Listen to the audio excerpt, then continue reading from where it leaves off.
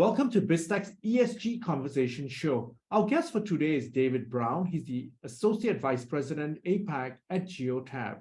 Geotab is a global leader in connected transportation solutions. Now, today we will focus on the company's 2022 Sustainability and Impact Report, which has just come out, which outlines its environmental, social, and ethical impact, and also highlights how data intelligence is a key driver of success in the carbon reduction journey. Now, with that, welcome to the show, David. Thank you, Brian. Pleased to be here. Thank you. Now, David, for a start, give us an overview of Geotab and its presence in the Asia-Pacific region. Absolutely, happy to. So Geotab have been in Asia Pacific for the last 5 years. We opened a regional office up in 2021 based out of Singapore. We're the world's largest telematics company with over 3.5 million connected vehicles, and in the APAC region currently have around 60,000 connected vehicles. And you enable Fortune 500 companies as well. Tell us a little bit about the actual services that you perform for them and some of the solutions that you have. Absolutely. So we service a lot of multinational companies and Fortune 500 companies. Reason being mostly down to the ease of use of the actual telematics itself. So to give you a very quick understanding, we have a device like this that I'm holding in my hand, which basically plugs into the computer on the vehicle, so the OBD2 port. Now, this acts as a recorder as such, so it extracts a lot of information from that vehicle, which is tremendously powerful for anyone with a fleet of vehicles.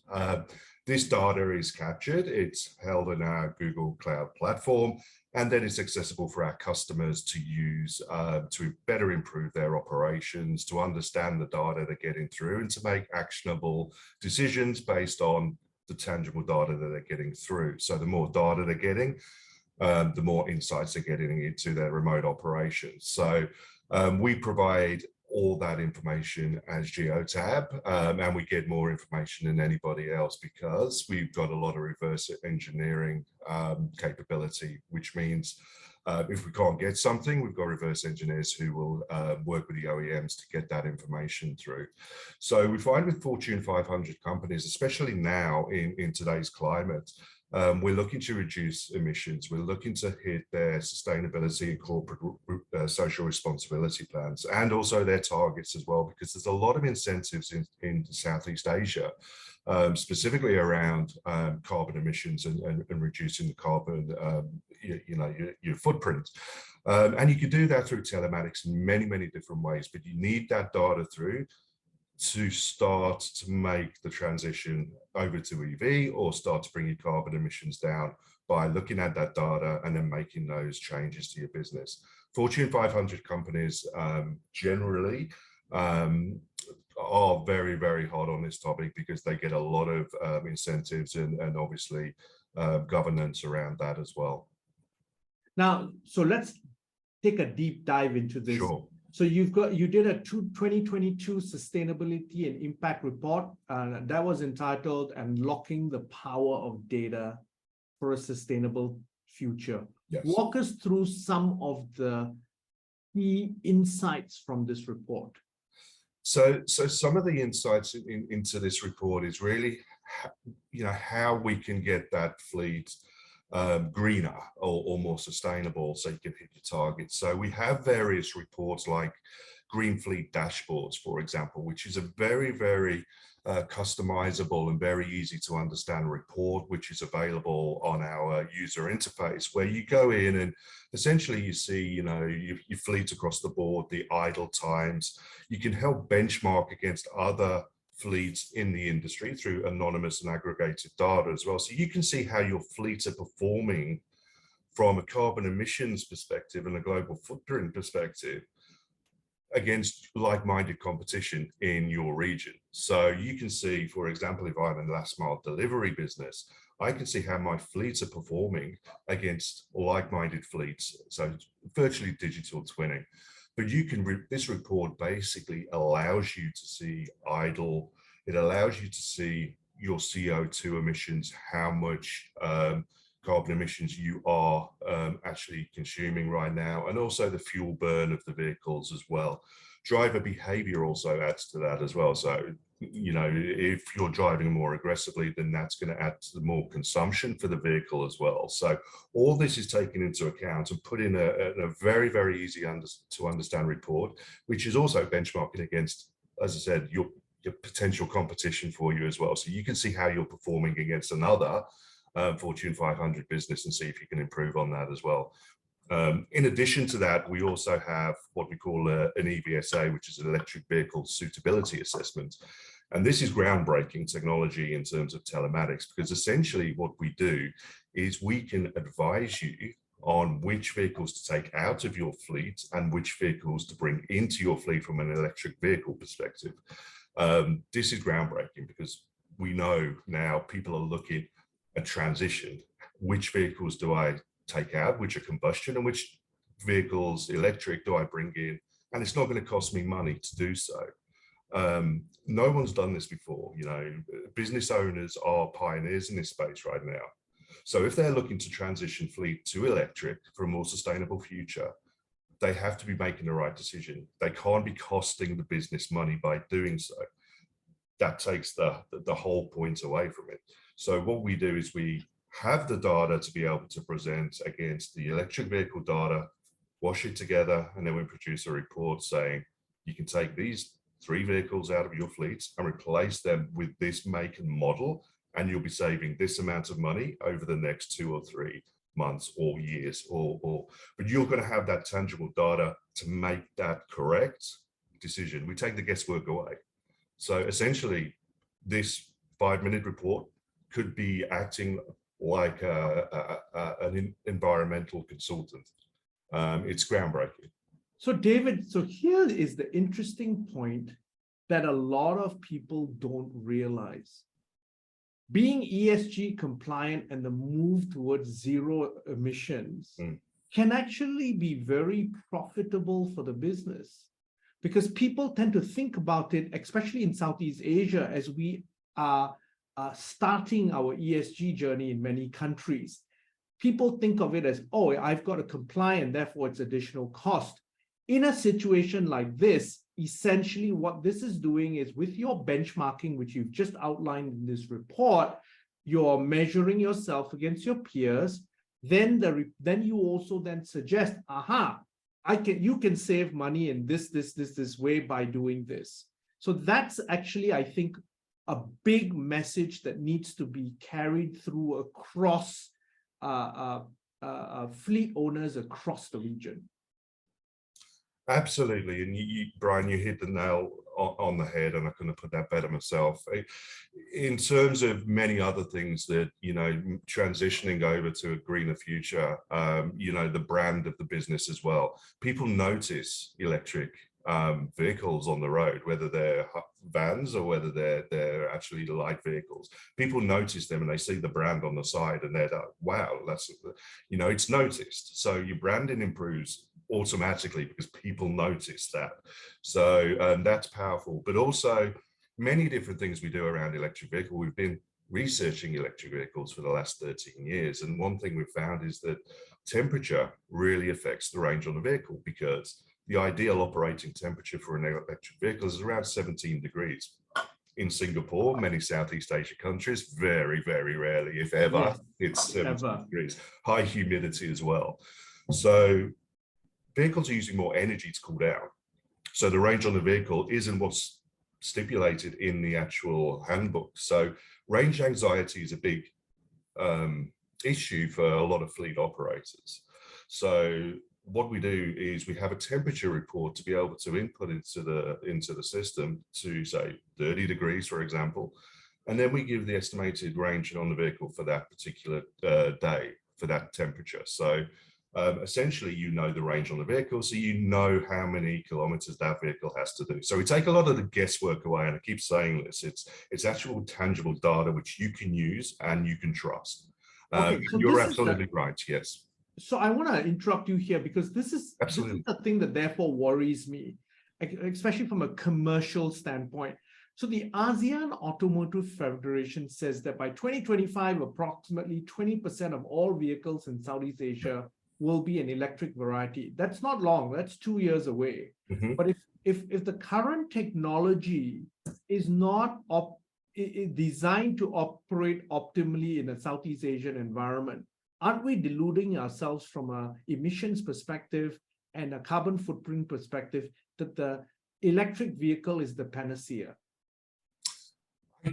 Yeah, look, I understand where you're coming from there, Brian, and a lot of that makes sense. However, because we have the data, it absolutely makes sense to make that transition over. If you have that relevant information in terms of how the weather affects, because if we look at other continents and other areas of the world, they have the same issue just the other way around. So Canada, for example, which is where our Geotab HQ is, minus 17 degrees. So the vehicles are using temperature to actually heat up. So it's not new or individualistic to Southeast Asia markets in terms of the weather and how that affects the range on the vehicles.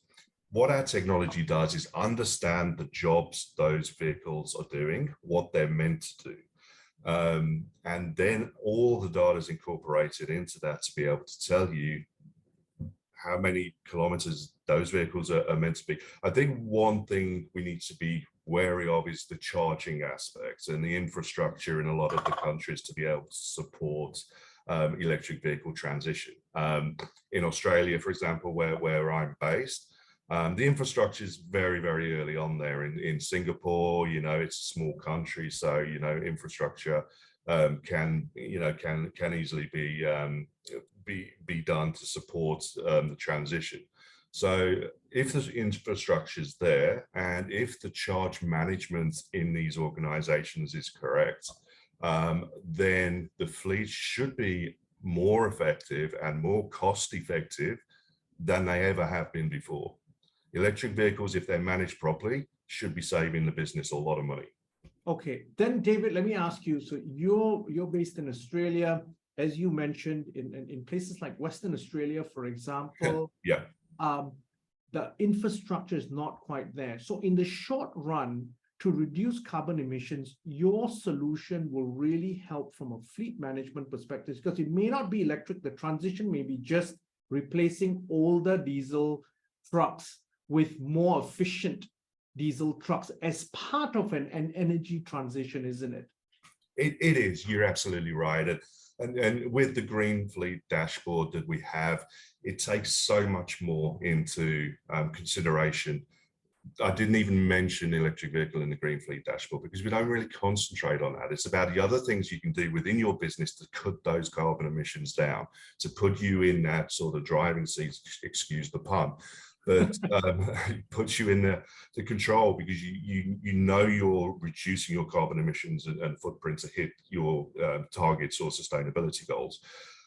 Then you can start to look at the electric transition on vehicles. You might have pool vehicles. You'd start at the vehicles which are running around the city or light vehicles, you know. In terms of heavy trucks and diesel transition, still quite early stages in that. I know some companies are looking at sort of long haul electric trucks, but generally speaking, you know, a lot of the businesses are looking at around sort of last mile delivery, ride share a lot of the time. And governments are also leading the way in this as well. Governments are really looking to transition their internal fleets as well. So we try and help where we can from a transition perspective, from a current state of charge and how to manage your fleets and how to charge as well, the charging infrastructure. So we try and help in three ways. Above and beyond, obviously, the Green Fleet dashboard, which is your idle times, cut emissions, driver behavior, etc.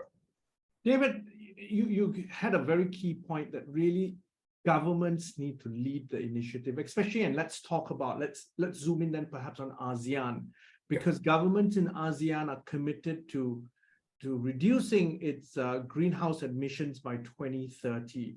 Yeah. Obviously, ASEAN is a very wide spectrum of socioeconomic development. So you have the likes of Singapore, which has great infrastructure, is smaller. But what are you seeing from a key trends that governments are doing, and perhaps working with partners like you to reduce their fleet emissions? Yeah, look, from what I've seen over the last 4 years in Geotab and my sort of last 10 years in telematics, ASEAN region is very, very advanced in terms of thinking around electric vehicles, much, much more so than ANZ region and other areas of the world as well. So I'm very impressed with what governments are doing in this region. Singapore, we know their goals, very, very very aggressive goals to 2030. Thailand and Indonesia as well are looking to lead the way in terms of being the electric projects hub. You know, those two countries are really bidding to be number one for manufacturing around EV batteries, vehicles, and anything to do around that. And the governments are leading incentives to be able to say, right, if you're running an EV project, whether it be manufacturing batteries and everything else, you get these sort of incentives as a business, you know, to be able to run those projects. So we find that Indonesia and Thailand are really very advanced in what they're doing. Philippines as well.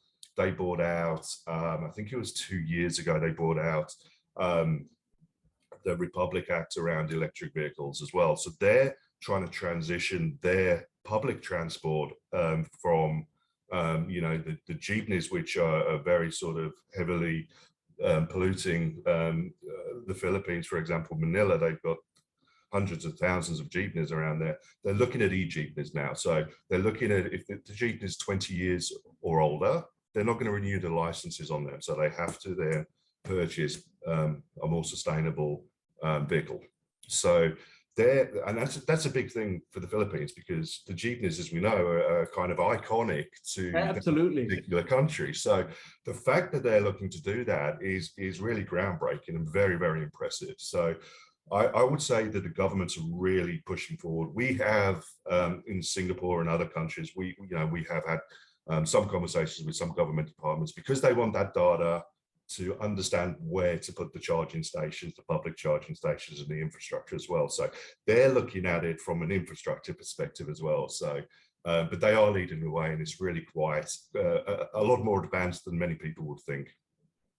Now, if you look at Geotab's own sustainability journey, now you've got a target of 2040 as a net zero emissions company. How are you going to achieve that? Oh, look, there's many things we can do as a business. You know, we're looking into our own travel and what we're doing as individuals. We all have these in our vehicles, and looking at how we can get rid of our combustion vehicles and how we can transition to EV. We've got internal incentives as well to move over to electric. So we're apart from preaching it, we're trying to actually do that and install it ingrained in our culture as well. So we're looking at a number of things, whether it be the office, how we can cut down on what we're doing in the office if we're working from home. If we're looking at our own vehicles, for example, transitioning over to electric vehicles, you know, we do get incentives around that transition as well. So there's many things that we do as a business ourselves to be able to say, right, let's show this and let's demonstrate this ourselves, that it actually works, and it is actually saving us a fair bit of money moving forward as well. David, it's been a fascinating conversation. I've really learned a lot. But before we leave, any final thoughts you'd like to leave our audience with? Thanks, Brian. It's been great to join you. And the biggest thing for me is that with the solution we have, it does many different things. But I think going back to what I originally said around fleet owners and CEOs of businesses have to kind of do what people haven't done before. They're pioneers, and you know, to make that correct decision, it's going to be a hard decision to make in terms of transitioning from combustion to electric, or looking to reduce your carbon footprint to be able to hit your sustainability targets. The data is there. The more data you have, the better decisions you're going to make. Taking the guesswork away is very important. Knowing that you're making the right decisions and also saving money and potentially making money as well in your operational costs is huge. people would get promotions based on that. If I went to my manager and said, hey, I've just run a report and we can get out 2 of our combustion vehicles and replace them with 2 electric vehicles, and we're going to save the company this amount of money, that's going to give me a promotion. And that's a great outcome. And that's very, very powerful. So if you were to take anything away from this, it is around how do I make that change? And the data's there to be able to do it. You just need to reach out and understand that data within your fleet to make that correct decision. David, thank you very much for coming on the show. My pleasure. Thank you very much for having me. We've been speaking to David Brown. He's the Associate Vice President, APAC at Geotab on Biztech's ESG Conversation Show. I'm Brian Fernandez. This interview will be on our website, www.biztech.asia, as well as our syndication partners, TV stations, radio stations, and websites. Thanks a lot for tuning in.